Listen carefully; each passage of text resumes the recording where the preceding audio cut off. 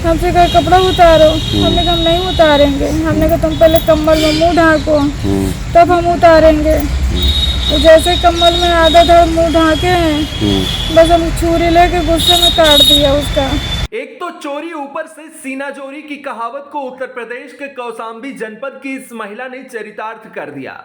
महिला पर प्रतिशोध का ऐसा भूत सवार हुआ कि उसने चाकू से अपने नौकर का प्राइवेट पार्ट काट लिया।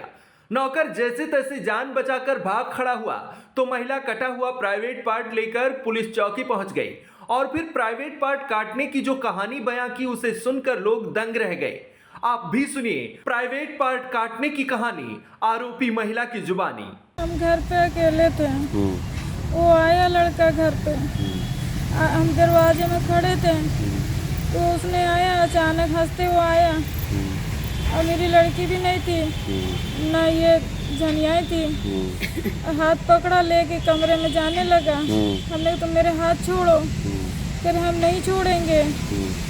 कह रही कि नहीं, हमने कहा तुम हाथ ना छोड़ोगे तो हम सबको बता देंगे। कह रही तुम बता ही ना पाओगे।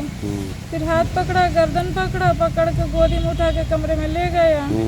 तो हमने कहा तुम हमको छोड़ दो, हम रोने लगे। तो हमने कहा कि अच्छा ठीक है, हमारी किचन से हम किचन में से छुरी लिया, छुरी लेके वो अपने कमरे में ही रहा। हमने छुरी लेके हम गए गद्दे के नीचे रखा। रखने के बाद जो है उसने कहा ठीक है हम ऐसा ऐसा कर रहे हैं, हम नहीं छूने देंगे। हमसे कहा कपड़ा उतारो, हमने कहा हम नहीं उतारेंगे। हमने कहा तुम पहले कम्बल में मुंह ढाको तब हम उतारेंगे। तो जैसे कम्बल में आधा धड़ मुंह ढाके हैं, बस हम छुरी लेके गुस्से में काट दिया उसका। हाँ। क्या नाम है लड़के का? गोल का नाम है।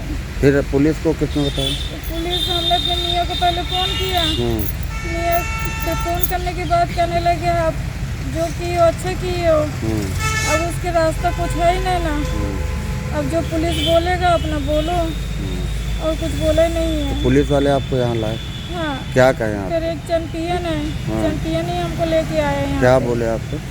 उसने कुछ नहीं बोला, कहने लगे जो बयान है जो पूछा तो आपने थाने में चौकी में शिकायत किया? हमने कर दिया है। तो क्या हुआ, उसमें कुछ कार्रवाई हुई? अभी कार्रवाई कुछ हुई नहीं है, बस वही चादर उधर लेके आए हैं, छुरी लेके आए हैं। लेके आने के बाद अभी रखे हैं। आपको क्या कह रहे हैं? तो हमसे कहा है कि तुमको जो बयान दिया गया तुम बताई हो, बयान बताओगी बड़े बाबू से। दरअसल इस आरोपी महिला का पति विदेश में रहता है। महिला की एक बेटी भी है। घर में कामकाज के लिए निजामुद्दीन नाम के युवक को नौकर रखा था, लेकिन नौकर निजामुद्दीन की नीयत खराब हो गई। महिला की माने तो नौकर महिला की अस्मत लूटना चाहता था, इसलिए इज्जत बचाने के लिए उसने नौकर के प्राइवेट पार्ट को ही काट दिया। मैं वहाँ पे काम कर रहा था तो वो मुझे बुलाई थी, तो मैं वहाँ पे गया। मैं पूछा क्या हुआ,